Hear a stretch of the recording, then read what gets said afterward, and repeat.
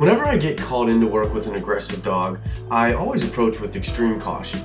I'm always very careful when I first get to meet the dog and when I'm meeting the owner. I will say this, that of all the dogs and all the aggressive cases I've been called into work, very rarely do I actually find cases of true aggression. And what I mean by that is most of the time it is different things like fear or anxiety or hyper, overexcited, dominance.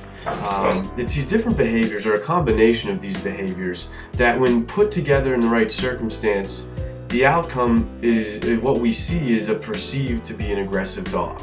In reality, these behaviors can be prevented and stopped along the way, and should really be stopped well before we actually see an aggressive case.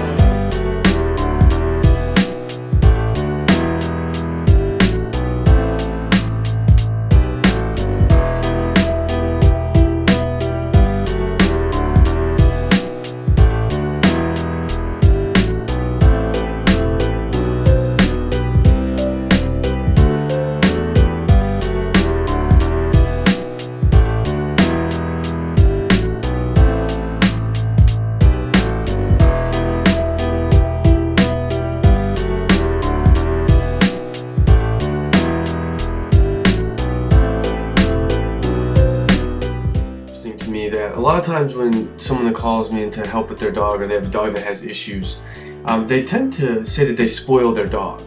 And I always like to ask questions like, what do you mean you spoil your dog? And usually it's things like, well, I give him lots of cookies, I always give him lots of love, and we snuggle on the couch all the time. So that kind of spoiling.